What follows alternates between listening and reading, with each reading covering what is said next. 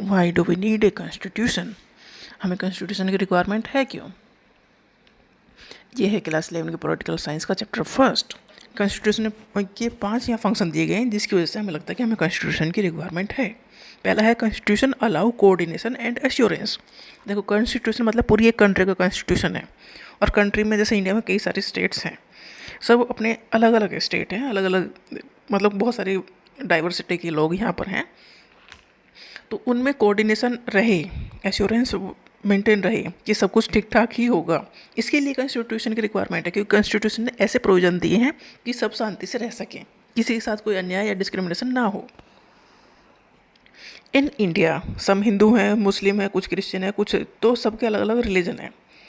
मतलब some perhaps profess no religion at all, मतलब कोई तो अपना हिंदू, मुस्लिम, क्रिश्चियन, सिख जो भी अपना धर्म फॉलो करते हैं, बट कुछ लोग ऐसे हैं जो कोई धर्म भी फॉलो नहीं करते हैं, पर उसके बावजूद भी सभी के साथ मज़े से रहते हैं। ये मुमकिन हुआ है कॉन्स्टिट्यूशन की वजह से। इंडिया एक लार्ज डाइवर्स कंट्री है, इसमें बहुत सारी लैंग्वेज हैं, रिलीजन है, रीजन है, क्योंकि अलग अलग रीजन का अलग अलग चीज़ें, सारी चीज़ें हैं, तो इसके लिए कोऑर्डिनेशन रिक्वायर्ड है। अगर कोऑर्डिनेशन नहीं होगा तो सोसाइटी अच्छे से नहीं मैनेज कर पाएंगे, लोग अच्छे से नहीं रह पाएंगे। Members of any group can live together if they can agree on some basic rules. देखो कॉन्स्टिट्यूशन हमें देता क्या है, कुछ बेसिक रूल्स देता है जिसके अकॉर्डिंग हमें रहना है। तो ये वो जो बेसिक रूल है वो सभी के लिए लागू होते हैं, चाहे कोई किसी भी धर्म का हो, किसी भी कास्ट का हो, कोई भी जेंडर हो। And these rules must be enforceable, मतलब वो लागू होने ही हैं। तो जो बेसिक रूल्स दिए हैं कॉन्स्टिट्यूशन ने वो सभी के ऊपर लागू होते हैं, सब उन्हीं को फॉलो करते हैं, इसलिए शांति से सब लोग रहते हैं, इसलिए कॉन्स्टिट्यूशन रिक्वायर्ड है। Rules are legally enforceable, gives an assurance to everybody that others will follow these, for if they do not do so they will be punished। देखो रूल्स एक लीगली इन्फोर्सेबल हैं, कॉन्स्टिट्यूशन ने जो rules बनाए हैं वो legally enforceable हैं, मतलब लीगली लागू होंगे, मतलब अगर आप उन्हें फॉलो नहीं करते तो आपको सज़ा मिलेगी, सीधी सी बात है। तो इनसे सभी इंश्योर हैं कि जो रूल्स हैं वो हमें फॉलो नहीं कर रहे, सभी फॉलो कर रहे हैं, और अगर सब फॉलो नहीं करेंगे तो उन्हें सज़ा मिलेगी। मतलब कुछ भी हम गड़बड़ करेंगे, जैसे चोरी करेंगे तो डेफिनेटली सज़ा मिलेगी, किसी को पीट देंगे या जान से मार देंगे तो सज़ा मिलेगी। तो एक ये रूल सभी के लिए और सभी को फॉलो करने हैं, तो सब शांति से रहते हैं कि हाँ कोई भी गलत नहीं करेगा, अगर गलत करता है तो उसे सज़ा के लिए तैयार रहना है। ऐसा assurance is needed so that every citizen feel secure. इससे होता क्या है कि हर एक सिटीजन को सिक्योर फील होता है, and equal before the law, मतलब कानून की नज़रों में सब बराबर हैं, रिगार्डलेस ऑफ देयर बैकग्राउंड, मतलब वो किसी भी बैकग्राउंड से आते हैं, वो कानून की नज़रों में सब बराबर हैं, चाहे अमीर है चाहे गरीब है, कानून सबके लिए एक जैसा है। Constitution is to provide a set of basic rules. Constitution देता क्या है, एक बेसिक रूल्स का एक सेट देता है कि सबको ये फॉलो करने हैं, that allows for minimal coordination amongst member of society. मतलब कॉन्स्टिट्यूशन ने कुछ रूल्स दिए हैं जो सभी को फॉलो करने हैं, जिसके अकॉर्डिंग शांति बनी रहे सोसाइटी में। इसका सेकेंड पार्ट है specification of decision making power. Decision making power किसके पास है ये कॉन्स्टिट्यूशन बताता है। A constitution is a body of fundamental principle according to which a state is constituted और गवर्न। स्टेट का मतलब यहाँ कंट्री से है, कि कॉन्स्टिट्यूशन ये बताता है कि कैसे गवर्नमेंट बनेगी और वो कैसे गवर्न करेगी लोगों को, स्टेट कैसे बनना है, मतलब वो कंट्री कैसे चलनी है।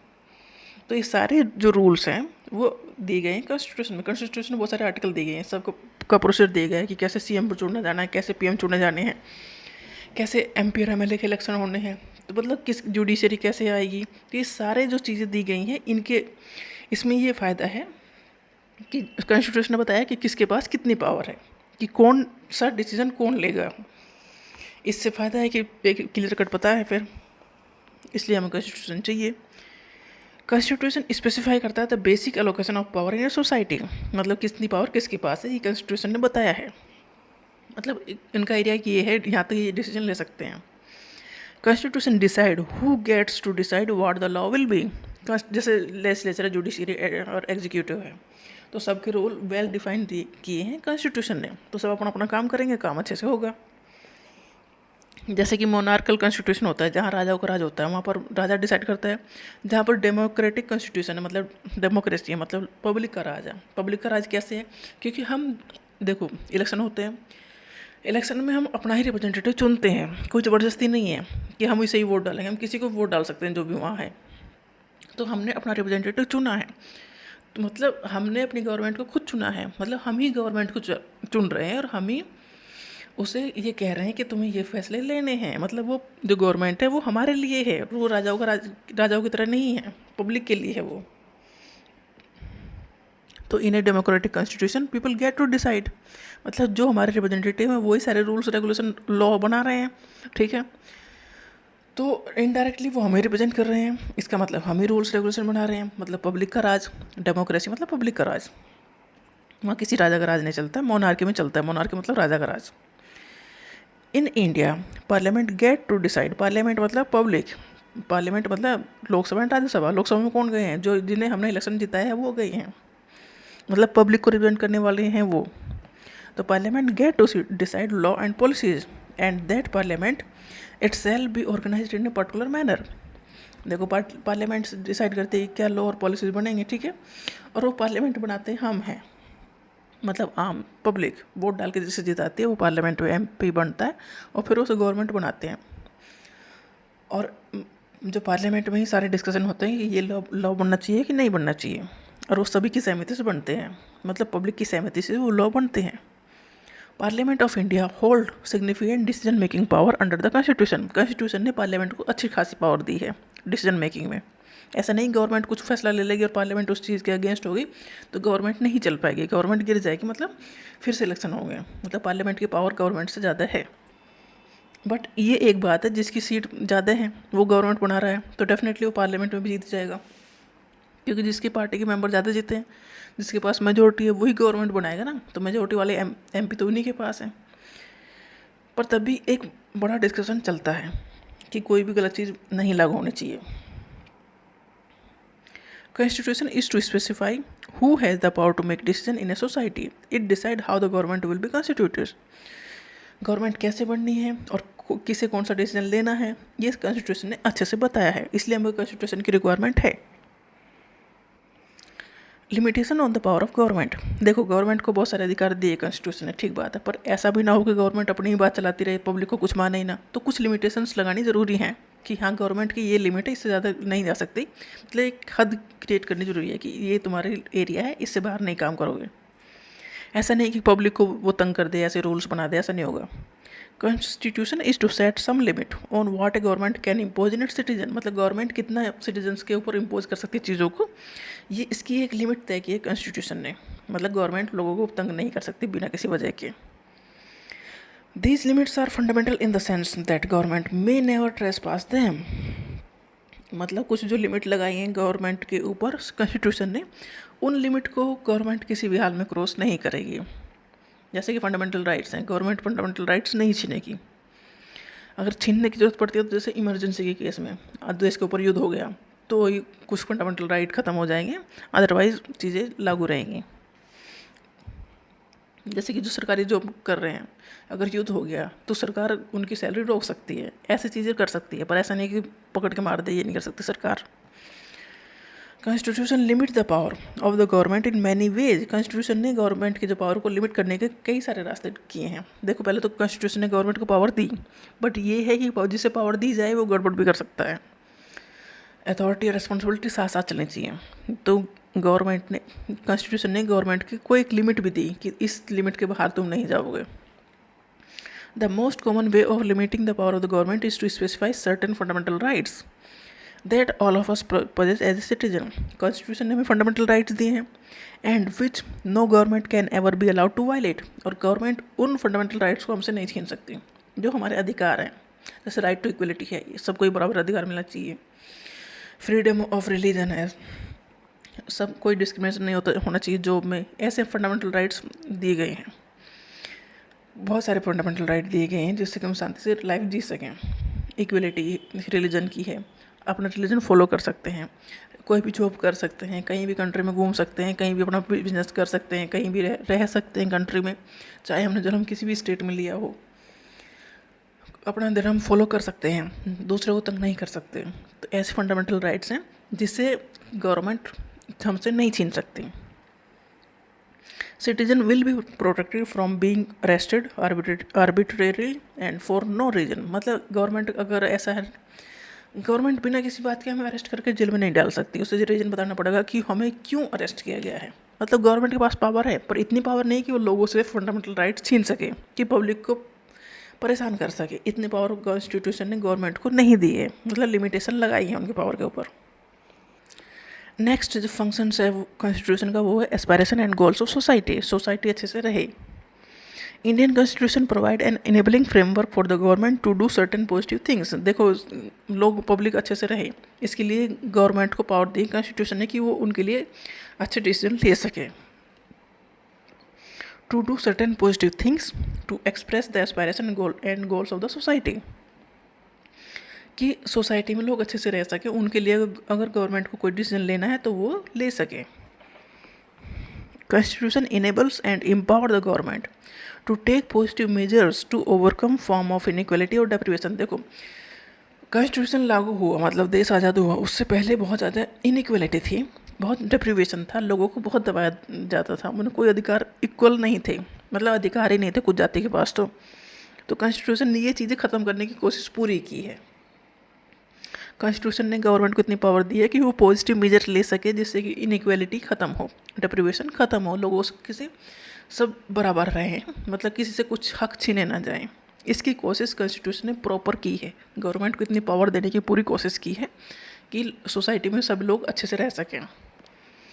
India aspire to be a society that is free of caste discrimination. देखो, पहले कास्ट डिस्क्रिमिनेशन बहुत बड़ा इशू था कि छोटी जाति के लोगों को ना तो कुएं से पानी भरने देना है, ना मंदिरों में जाना देना है, ना रोड से गुजरने देना है। तो ऐसा कास्ट डिस्क्रिमिनेशन था कि एक जाति के लोगों की ज़िंदगी एकदम हेल थी, तो उसे ख़त्म किया कॉन्स्टिट्यूशन ने। India aspires to be a society that is free of caste discrimination. The government will have to be enabled और empowered to take all the necessary steps to achieve this goal. तो constitution सारे steps लेगा कि ऐसी चीज़ें society में ना रहें। The framers of the Indian Constitution thought that each individual in society should have all that is necessary for them to lead a life of minimum dignity and social self-respect.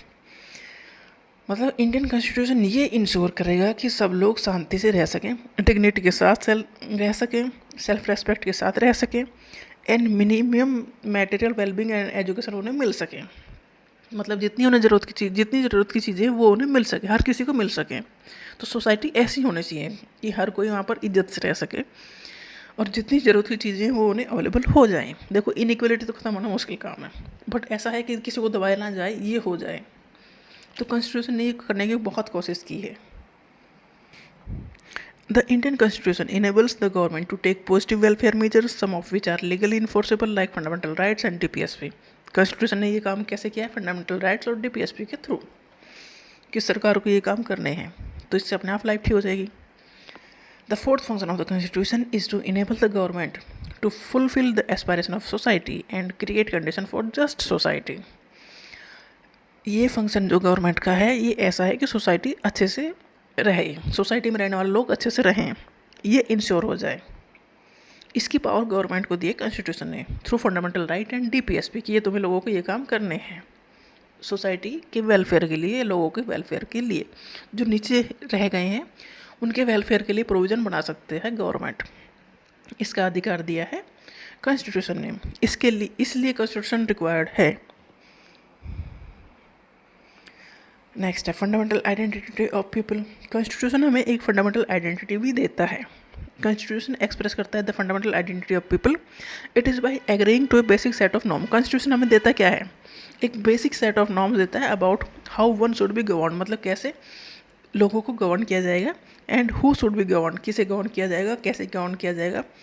मतलब ये जो framework है, मतलब कैसे लोग रहेंगे, कैसे लोग कंट्रोल में रहेंगे, इसका फ्रेमवर्क दिया है कॉन्स्टिट्यूशन ने। तो ये सबकी एक आइडेंटिटी हो गई, क्योंकि कॉन्स्टिट्यूशन तो पूरी कंट्री के लोग मानेंगे, ठीक है। अब पूरी कंट्री के लिए एक रूल्स रेगुलेशन का एक फ्रेमवर्क है जो सभी फॉलो करेंगे, तो मतलब सबकी एक आइडेंटिटी हो गई उसके थ्रू कि सभी के ये रूल फॉलो कर रहे हैं, मतलब एक जैसे हो गए, तो मतलब कलेक्टिव आइडेंटिटी हो गई। तो ये कलेक्टिव आइडेंटिटी दी किसने? कॉन्स्टिट्यूशन ने। मतलब कॉन्स्टिट्यूशन ने दिया है एक फ्रेमवर्क रूल्स और रेगुलेशंस का जो सबके ऊपर लागू होते हैं, सबको वो मानने हैं। तो सबको सब ही लोग जो एक चीज़ को मान रहे हैं तो मतलब एक तरह के वो हो गए एक मायने में, तो वो उनकी होगी collective identity. By agreeing to certain basic norms and principles one constitute one's basic political identity. तो ये जैसे कि हमने सभी ने एक रूल्स को रेगुलेशन को मान लिया, फॉलो कर लिया, बेसिक नॉर्म्स को मान लिया, तो ये सब की ये पॉलिटिकल आइडेंटिटी हो गई। मतलब एक फ्रेमवर्क में आप चल रहे हो कि आप ऐसे बिहेव करोगे। इसके अलावा constitutional norms are the overarching framework, overarching मतलब very important framework within which one pursue individual aspiration goals and freedom. Constitution ने सब कुछ इतनी आज़ादी दी है कि आप अच्छे से जो भी आप करना चाहते हो करो, कंट्री में आप जो भी करना चाहते हो अच्छे से करो, कि बट वो लीगली ठीक होना चाहिए। ऐसा नहीं कि आपको बनाया कि मैं इसे जान से मार दूँ और इसकी सारी प्रॉपर्टी ले लूँ, तो ये तो नहीं है सही, लीगली ठीक नहीं है। तो लीगली आप कुछ भी कर सकते हो, जैसे कहीं भी कोई भी बिजनेस कर सकते हो, किसी भी स्टेट में घर बना सकते हो, रह सकते हो, जो भी करना है आप वो कर सकते हो। तो कॉन्स्टिट्यूशन ने फ्रेमवर्क दिया है। Constitutional norms are the overarching framework within which one pursue individual aspiration, goals and freedom. The Constitution sets authoritative constraint upon what one may or may not do. देखो कॉन्स्टिट्यूशन ने बहुत सारे अधिकार public को दिए हैं, बट कुछ constraint या रुकावट भी लगाई है कि ये तुम कुछ काम कर सकते हो और कुछ काम नहीं कर सकते हो। जैसे दूसरे से चीज़ें छीनना आप नहीं कर सकते हो, दूसरे घर में चोरी करना आप नहीं कर सकते हो। मतलब ये एक रुकावट कंस्ट्रेंट लगाया है कॉन्स्टिट्यूशन ने। अथॉरिटेटिव कंस्ट्रेंट मतलब जैसे हमारे घर के बड़े मुखिया लगा देते ना, तुम ये काम नहीं करोगे, ऐसे ही कॉन्स्टिट्यूशन में भी कंस्ट्रेंट लगाए हैं कुछ कि तुम्हें ये काम कर सकते हो और ये काम नहीं कर सकते हो। तो एक मोरल आइडेंटिटी बन जाती है इससे। It define the fundamental value. अब ये दिया अथॉरिटेटिव कंस्ट्रेंट लगाया है कि तुम ये काम नहीं कर सकते हो, ये है क्या? ये है fundamental values that we may not trespass. कुछ हमारी फंडामेंटल वैल्यू दी हैं कि इनसे बाहर नहीं काम करोगे। तो कॉन्स्टिट्यूशन ने हमें क्या दी? मोरल आइडेंटिटी भी दे दी, कि एक मोरल फ्रेमवर्क भी दे दिया कि भाई इसके लिमिट में काम करना है। पॉलिटिकल आइडेंटिटी भी दे दी कि ये रूल्स और रेगुलेशन हमें फॉलो करने हैं। In the constitution around the world, देखो कॉन्स्टिट्यूशन हमारा तो है नहीं, हर एक कंट्री का अपना अलग अलग है। They differ in many respect and also share a good deal. मतलब कॉन्स्टिट्यूशन जब इंडिया का कॉन्स्टिट्यूशन लिखा गया तो उन लिखने वालों ने बहुत सारी कंट्री के कॉन्स्टिट्यूशन पढ़ी और उनमें से जो अच्छे लगे पार्ट्स वो अपने कॉन्स्टिट्यूशन में रखे। तो इसका मतलब कॉन्स्टिट्यूशन हर एक कंट्री का अपना अलग अलग है, उसमें बहुत सारी चीज़ें अलग अलग हैं, बट कुछ चीज़ें कॉमन होंगी। तो most modern constitutions create a form of government that is democratic in some respect, most claim to protect certain basic rights. Generally जो कॉन्स्टिट्यूशन है आजकल के जहाँ पर है मॉडर्न गवर्नमेंट जो बनी है, मतलब वो डेमोक्रेसी को ही फॉलो करते हैं। हमारा राजाओं का राज खत्म हो चुका है, मतलब लोगों के पास कुछ बेसिक राइट्स दिए गए हैं, क्योंकि राजाओं का राज था तो मतलब राजा ही सब कुछ था, कुछ भी कर सकता था। बट अब जब डेमोक्रेसी है तो पब्लिक का राज है, तो मतलब पब्लिक को कुछ फंडामेंटल राइट्स दिए गए हैं लगभग सभी कॉन्स्टिट्यूशंस में जहाँ पर डेमोक्रेसी है।